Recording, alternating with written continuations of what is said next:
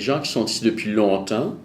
On a déjà vécu par cette période où la cathédrale a été montée pour construire la promenade de la cathédrale en dessous. Donc, ils ont déjà vu ça.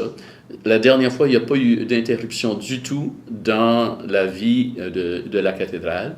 Ça sera la même chose maintenant aussi. Donc, les gens pourront continuer à venir pour les services, les messes, les Eucharisties. La grosse différence, c'est que le terrain à côté a été coupé maintenant avec les clôtures pour la construction. Sont là. Donc ça, c'est le changement, mais l'Église même, à l'intérieur, la vie va continuer comme toujours.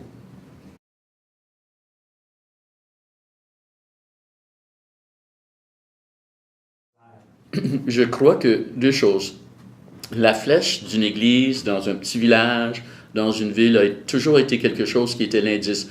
Une église est là. Donc les gens savaient que c'était un bâtiment spirituel qui était là. Pour nous aussi, parce que c'est une cathédrale qui est très, très belle ici à l'intérieur, je crois qu'il y a quelque chose qui est toujours là. Les gens sont impressionnés, qui viennent, que ce soit des gens qui sont des Montréalais qui passent, qui viennent pour un moment de paix, de prière, d'oasis ici à Montréal, ou des gens qui viennent comme touristes. En été, on a 500 à 900 touristes par jour qui rentrent ici, puis ils sont toujours impressionnés par la cathédrale, parce que vraiment, la cathédrale anglicane ici est très différente de nos églises romaines ici à Montréal. Dans l'architecture, on se penserait vraiment en Angleterre. C'est beaucoup de pierre à l'intérieur au lieu du bois. C'est pas autant, parce que si on va à Notre-Dame, par exemple, c'est très différent l'expression de la foi. Donc ici, quand tu viens à la cathédrale, tu vois quelque chose qui est un peu de l'Angleterre. Donc c'est très beau, c'est exceptionnel même.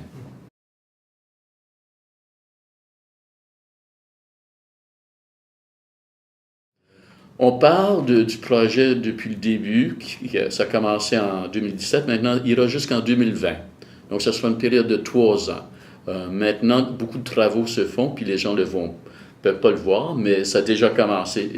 Les travaux à l'intérieur du clocher, de la flèche ont déjà commencé. Il y a 2 projets qui se font ici. Il y a la flèche qui a besoin d'être, le clocher qui a besoin d'être retravaillé, et la flèche a besoin d'être reconstruite. Mais il y a aussi la maçonnerie, les pierres sur l'église. Il y a plusieurs places qui ont eu, à cause du climat ici, ils ont besoin d'être remplacés. On en voit en avant, à la porte de l'église, mais aussi ailleurs. Donc, par exemple, le pinacle ici, au côté nord-ouest, il y a des pierres qui ont besoin d'être remplacées. Donc, déjà dans une semaine, l'échafaudage sera là et on verra déjà les gens qui vont commencer à travailler. Peut-être qu'on ne pourra pas les voir, mais c'est ce que, derrière tout, ils vont être là en train de travailler.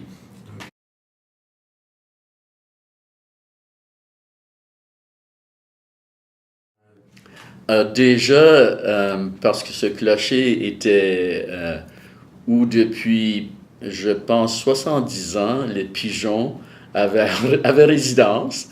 Donc, pour faire les travaux qu'on commence maintenant à reconstruire, il y a eu une décontamination de 70 ans de vie de pigeons dans les clochers. Alors, vous pouvez imaginer que c'était du nettoyage, mais c'est presque terminé et ils vont mettre maintenant des filtres pour que les pigeons ne puissent plus rentrer à l'intérieur du nouveau clocher.